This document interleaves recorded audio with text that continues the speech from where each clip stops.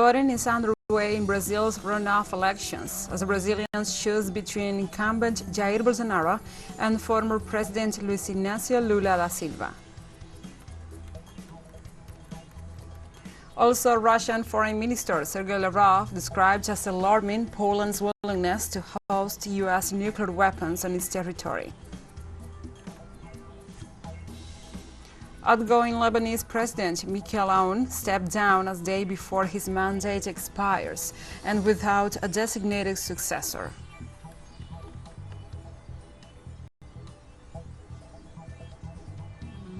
From the headquarters of TeleSUR English in Havana, Cuba, this is From the South. I'm your anchor, Gladys Quesada.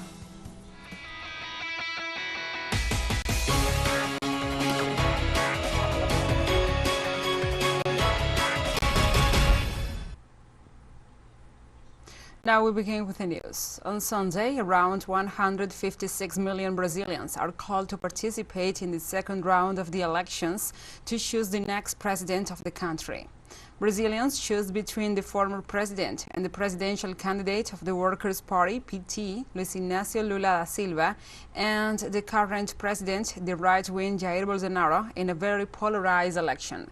Voting centers opened in the 5,570 cities of the country at 8 a.m. local time and will close at 5 p.m.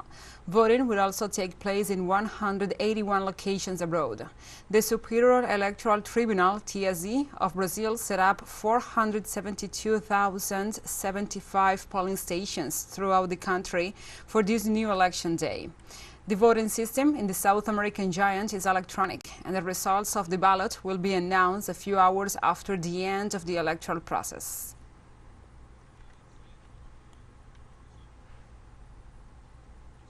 And more than 697,000 Brazilians can vote in 181 cities abroad. This figure is 40% higher compared to 2018 elections and almost doubles the number registered in 2014. According to the electoral authorities, this is a historical record of electoral participation outside the country. In Portugal, more than 80,000 Brazilians went to the polls, and it was reaffirmed as the largest electoral college outside Brazil. In Lisbon, it was recorded that more than 45,000 people voted, and Brazilians were also able to cast their ballots in the city of Porto. Brazilians living abroad also voted in New Zealand, Australia, and South Korea, where, according to preliminary counts, Lula got a lead. Meanwhile, Bolsonaro did so in Japan.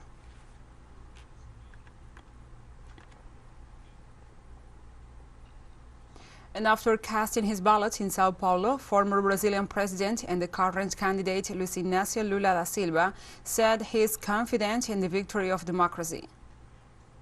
The people are defining today the model of life they want. That is why this is the most important. I am standing as a candidate today, and I am convinced that the Brazilian people will vote for a project in which democracy will rule. Current Brazilian President Jair Bolsonaro said the country will be victorious after casting his ballot in a tied presidential runoff against candidate Luiz Inácio Lula da Silva. Only had good news in the last few days. God willing, we will be victorious later today, or even better, Brazil will be victorious later today. And precisely now we have our correspondent Brian Muir with the latest from Brazil and the developments of the presidential elections runoff. Let's listen. With less than 4 hours to go until the end of voting in today's 2022 second-round presidential elections in Brazil, there are increasing reports of voter suppression in the Northeast, which is the stronghold for challenger Luiz Inácio Lula da Silva. In the first-round election, Northeasterners voted more than 2-1 in favor of Lula over Bolsonaro. Last night, Superior Electoral Court Justice Alexandre de Moraes issued an order blocking the Federal Highway Police and other federal police agencies from stopping traffic on the entrance to towns so that rural people would be slowed down coming in to vote. But there's reports in several different towns in the Northeast right now, especially in Paraíba, of police roadblocks set up by the highway police in which they're not letting anyone who's wearing red pass by. This is a deliberate strategy. It's reminiscent of the strategy used in Florida in 2000 to help George Bush Jr. win the election, when there were over 25,000 cases of African Americans who said they were stopped for no reason in transit and held for hours to try and block them from voting in an election that saw Bush finally win by only a few hundred votes. So we know that there's constant contact between the Bolsonaro campaign and Steve Bannon's movement, Trump and other Trump allies and things like that. It looks like a tactic imported from the United States. So the question is, will it be effective? Is it enough? Will it be enough to cause enough voter suppression to put Jair Bolsonaro into the lead? Well, we'll know that by around 9 p.m. tonight, which is when the final vote tally is supposed to be announced. Thank you, Brian, for this report, and we'll take a short break. But first, remember you can follow us on our TikTok account at TeleSUR English, in which you will be able to see news in different formats, news updates, and more. Other stories coming up. Stay with us.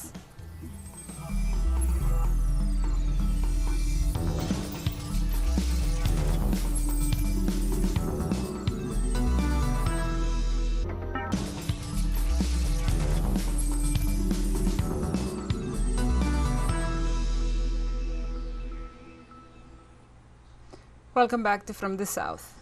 In Mexico, former Guerrero State Police Chief Leonardo Octavio Vázquez Pérez was arrested for his links to the criminal organization Guerreros Unidos, allegedly responsible for the disappearance and murder of the 43 Ayotzinapa students back in September 2014. Vázquez, a retired military, was apprehended in the town of Tepic in Nayarit, along with 2 other unidentified individuals. In all, 83 arrest warrants have been issued for suspects with responsibility on the Ayotzinapa case. The charges against Vázquez include involvement in organized crime, forced disappearance, torture, homicide, and obstruction of justice. Other prominent figures under investigation in this case are former Guerrero Superior Court of Justice President Lambertina Galeana Marin and former Attorney General Iñaki Blanco.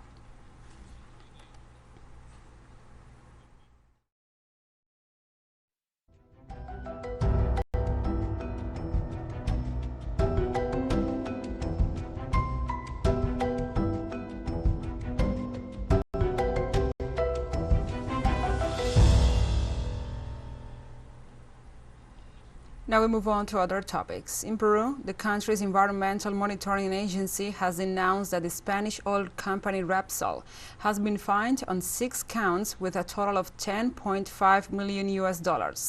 Last January 15th, Repsol dumped some 11,000 barrels of crude oil into the Peruvian Sea at La Ventanilla, an event described by international agencies as the worst environmental disaster in Peru's recent history.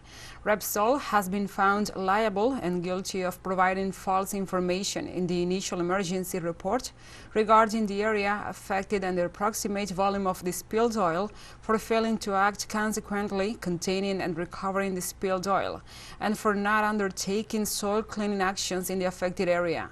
Meanwhile, Repsol has declared it is advancing in the compensation process for the 10,300 families of fishermen affected by the consequences of the spill, in keeping with United Nations guidelines set by the United Nations.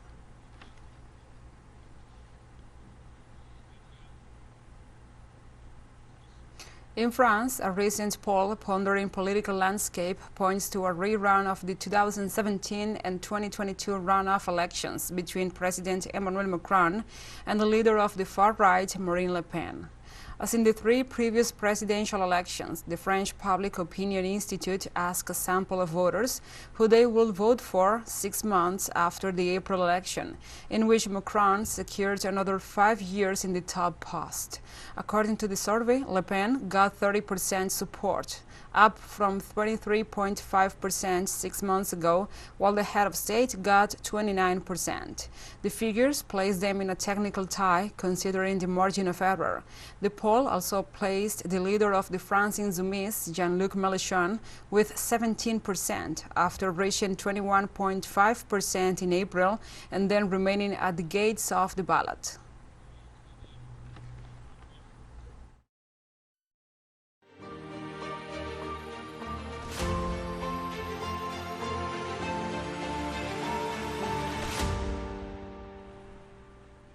Now we address other topics. Russian Foreign Minister Sergei Lavrov described as alarming Poland's willingness to host U.S. nuclear weapons on its territory. Lavrov pointed out that Moscow seriously considers Warsaw's intentions and warned that with this decision, the country could participate in the nuclear sharing program, which will allow it to possess such weapons as NATO members. In this connection, Lavrov stressed that the claims of the US, NATO, and the European Union about the need to defeat Russia hide Washington's inability to give up its desire to rule the world.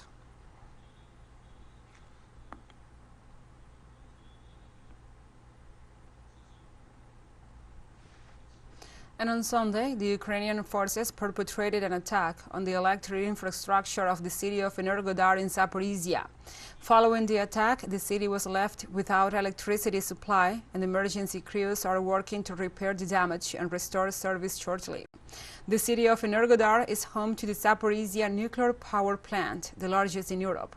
Its reactors are currently shut down to minimize the risk of exposure due to the ongoing armed conflict.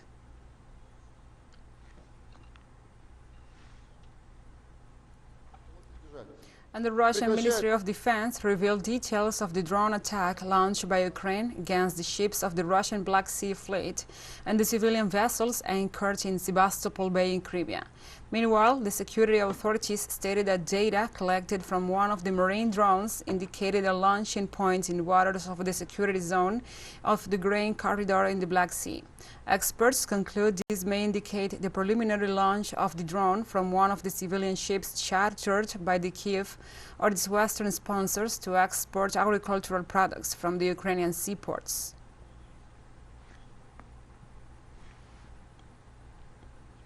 On Sunday, Russia's ambassador to the U.S., Anatoly Antonov, backed Russia's decision to step down from the grain agreement because of the danger of the attack on its merchant ships in the Black Sea. In statements to the press, the Russian diplomat explained that the decision was taken after the attacks and provocations against Russian military and civilian ships participating in the initiative to transport grain. He considered it unfair to single out Russia for suspending the agreement, since the action was response to Kyiv's provocation. On another subject, Antonov described as outrageous the reaction of the U.S. to the attack to Russian ships in Sebastopol Bay by Ukrainian drones.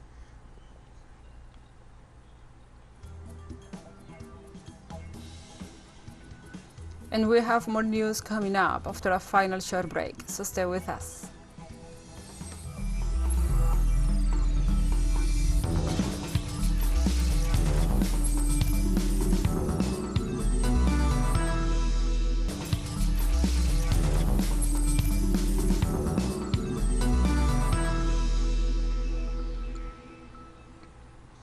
Welcome back to From the South. On Sunday, outgoing Lebanese President Mikel Aoun vacated the presidential palace a day before his mandate expires without a designated successor, threatening a new power vacuum in the country. Lebanese lawmakers have tried and failed 4 times in a month to agree on electing a successor after President Aoun's 6-year term ends on Monday, increasing fears of a deepening political crisis. A few thousand well-wishers gathered outside the presidential palace in the hills above the capital Beirut to pay tribute to the head of the Free Patriotic Movement, and later accompanied him to his private home. This situation came at a time when Lebanon has yet to enact most of the reforms required for it to access billions of dollars in loans from the International Monetary Fund.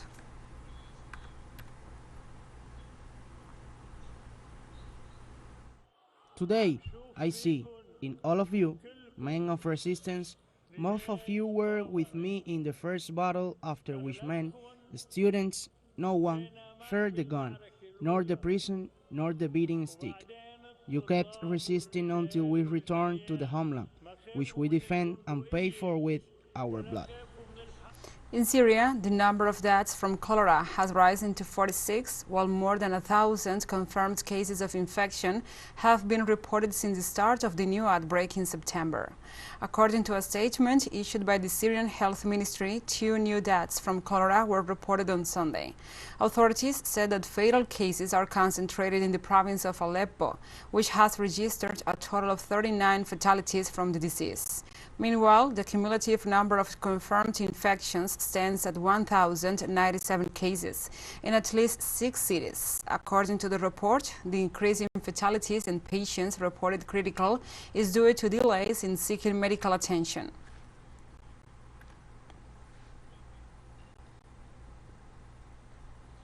The Palestinian Authority has condemned the escalation of systematic attacks by Israeli settlers and their armed militias against the civilian population in the occupied West Bank.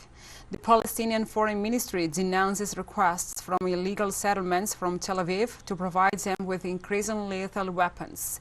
The office repudiates the Israeli government's strategy of using settlers to intimidate and oppress Palestinians while continuing to plunder their land.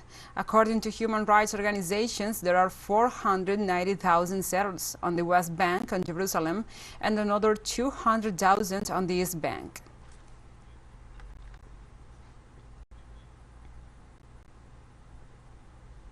The Mali government reported on Sunday that the death toll from the Saturday explosion of 2 car bombs in the capital Mogadishu has risen to 100. The explosions blew out windows of nearby buildings and it sent shrapnel and clouds of smoke and dust into the air.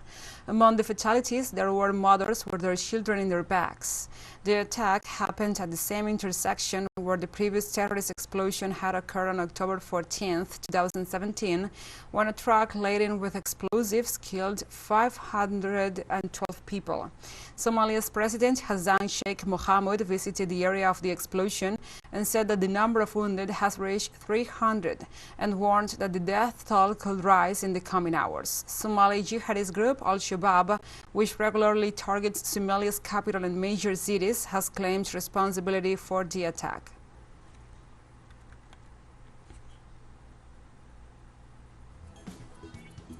And we have come to the end of this news brief. But remember, you can find this and many other stories on our website at telesurenglish.net. And also, if you feel so inclined, please join us on social media for all the latest news. We are on Facebook, Twitter, Instagram, Telegram, and TikTok.